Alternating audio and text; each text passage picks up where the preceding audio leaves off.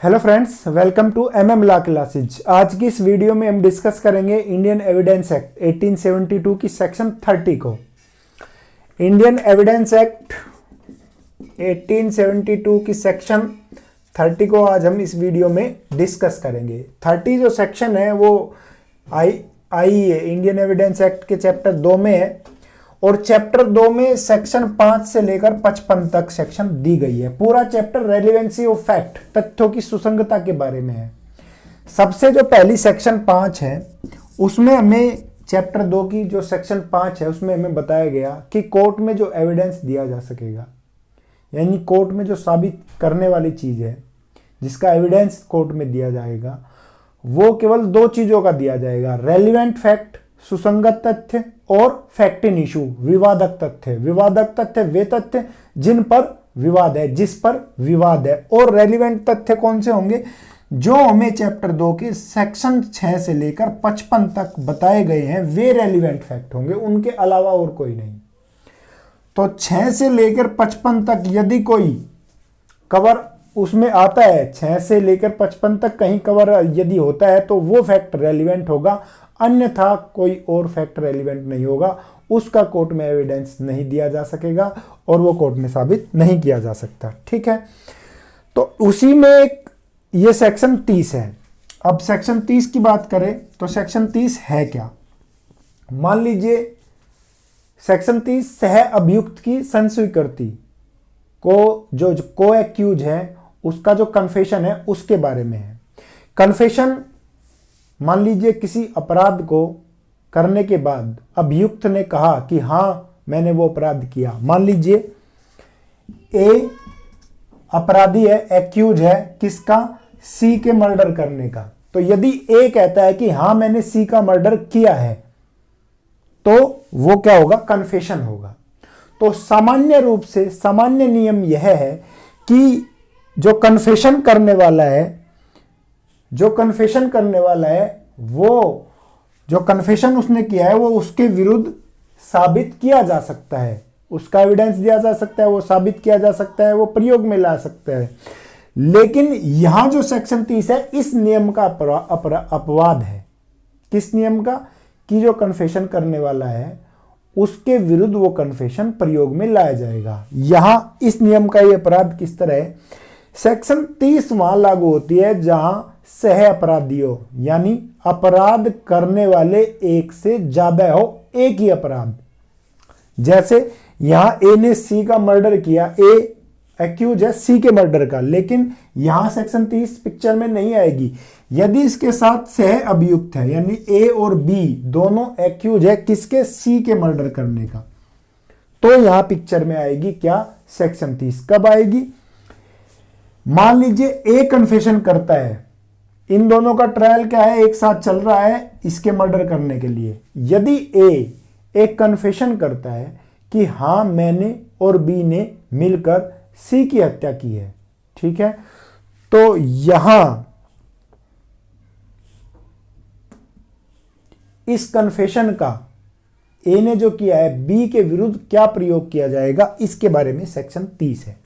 ठीक है, सीधी सी बात है कि यदि एक से ज्यादा एक्यूज है किसी एक अपराध के लिए, यानी एक ही सेक्शन का अपराध उन्होंने किया है और उसमें एक कन्फेशन करता है बी को प्रभावित करने वाला, तो वो जो कन्फेशन होगा वो उसकी क्या पोजीशन होगी, क्या उसका साक्षिक महत्व है, किस तरह वो प्रयोग में लाया जाएगा, वो सेक्शन 30 है। तो सेक्शन 30 में 4 बातें हम देखेंगे। सबसे पहली चीज है कि वो एक से ज्यादा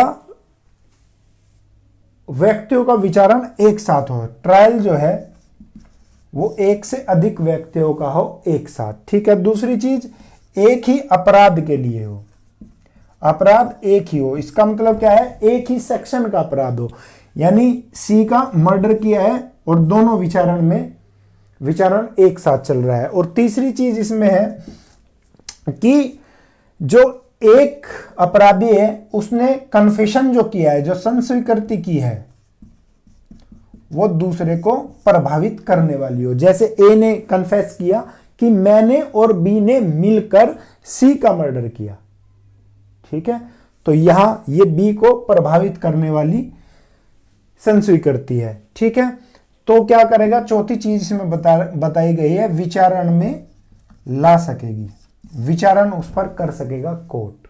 ठीक है, ये कहा है सेक्शन 30 में कि यदि एक से अधिक अभियुक्त है, किसी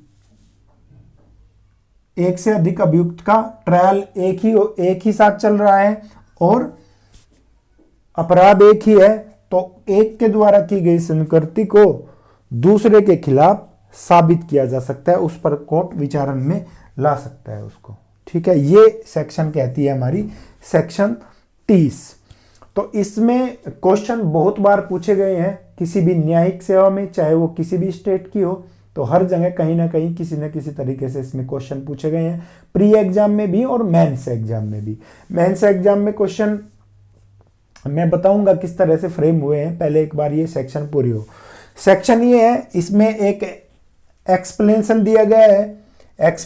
दिया गया है कि अपराध के अंतर्गत दुष्प्रेरण और उसे करने का प्रयत्न आते हैं। ठीक है, यानी अगर कोई दुष्प्रेरण करेगा या प्रयत्न करेगा उसको भी सेक्शन 30 में माना जाएगा। और फिर इसमें जो इलिस्ट्रेशन दिए गए हैं वे काफी इंपॉर्टेंट है, इलिस्ट्रेशन से इससे काफी बार क्वेश्चन पूछे गए हैं, प्री में भी पूछे गए हैं और मेंस में प्रॉब्लम बेस्ड क्वेश्चन बनाकर भी पूछे गए हैं। तो पहला जो इलिस्ट्रेशन है वो ये है कि ए और बी का विचारण चल रहा है सी के मर्डर करने का, तो ए के द्वारा जो कन्फेस किया गया है वो बी के विरुद्ध भी साबित किया जा सकता है, उस पर भी न्यायालय विचार कर सकता है। ठीक है, पहला तो ये है।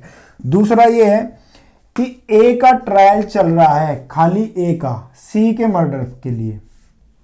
ठीक है, खाली ए का एक अभियुक्त है सी के मर्डर का और इसका ट्रायल चल रहा है, लेकिन यहां इसके द्वारा कन्फेस किया गया कि बी ने और मैंने मिलकर सी की हत्या की है,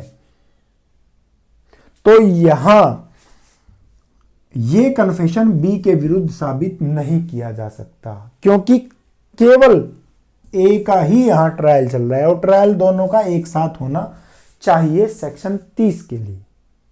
ठीक है, सेक्शन 30 के तहत।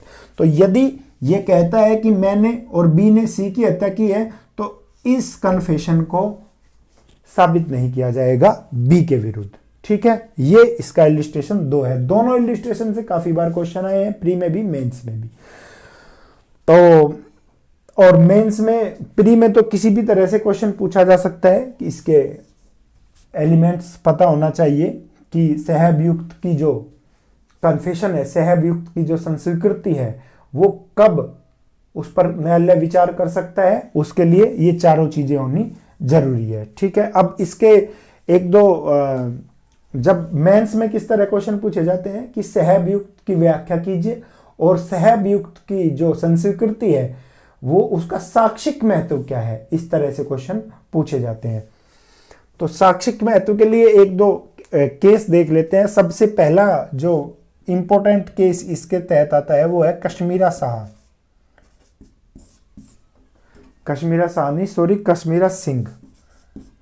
Singh versus MP state.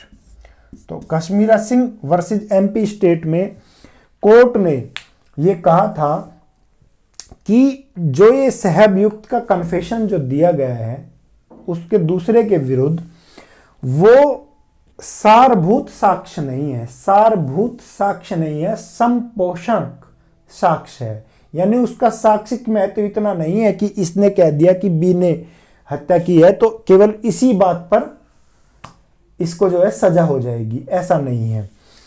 ये और साक्ष्य, इसमें और भी एविडेंस की जरूरत पड़ेगी इसके साथ साथ। ठीक है, तो संपोषक साक्ष्य ये है, सारभूत साक्ष्य नहीं है। ये क्वेश्चन भी प्री एग्जाम में पूछा गया है न्यायिक सेवा के, जुडिशियली एग्जाम के, कि भाई किस केस में न्यायालय ने कहा कि जो सहअभियुक्त की संस्वीकृति है वो सारभूत साक्ष्य नहीं है, संपोषक साक्ष्य है। तो Kashmira Singh versus MP state में ये कहा गया है और कोर्ट ने संपोषक साक्ष्य है इसलिए एक कमजोर तरीके का ये साक्ष्य है। ठीक है, तो साक्षिक महत्व इसका इसी से हमें पता चलता है कि वो कमजोर तरीके का एक एविडेंस होगा। फिर दूसरा एक Lalit Mohan versus emperor, Lalit Mohan versus emperor का केस है। उसमें कोर्ट ने कहा कि इसमें अन्य साक्ष्यों की भी जरूरत पड़ेगी, केवल इसके कन्फेशन के साथ साथ इसको सजा के लिए दूसरे एविडेंस की भी जरूरत पड़ेगी। ललित मोहन वर्सेज एम्परर में यह कहा गया। तो एक और केस है वेस्ट बंगाल का Aftab Ansari, Aftab Ansari versus MP West Bengal state. तो आफ्ताब अंसारी वर्सेज वेस्ट बंगाल में कहा गया कि इसमें अन्य साक्ष्यों की भी यदि पर्याप्त साक्ष्य है, यदि पर्याप्त एविडेंस है तो ये प्रयोग में लाया जा सकता है। क्या? कन्फेशन उसका दूसरे अभियुक्त के विरुद्ध। तो सह अभियुक्त जो को एक्यूज है उनके द्वारा दिया गया कन्फेशन किस हद तक साक्षिक महत्व उसका है और वो किस तरह से प्रयोग में लाया जाता है वो सेक्शन 30 हमें बताता है। इस तरह के क्वेश्चन जो फ्रेम होते हैं वो भी मैंने बताया आपको, मेंस में किस तरह के हैं, प्री में किस तरह के हैं। प्री में तो कहीं से भी क्वेश्चन पूछ लेता है, काफ़ी अच्छी सेक्शन है एग्जाम के पॉइंट ऑफ व्यू से। तो मुझे लगता है ये सेक्शन 30 अच्छे से क्लियर हुई होगी, अच्छे से डिस्कस हुई होगी। तो यदि आपको पसंद आई है तो जरूर इसको लाइक करें, मुझे कमेंट्स आप जरूर करें। जो भी मुझे कमेंट्स करता है उनका धन्यवाद, और मुझे बहुत अच्छे लगते हैं आपके कमेंट्स। और चैनल को सब्सक्राइब जरूर करें, जरूर आप सब्सक्राइब करें इस चैनल को। Thank you very much.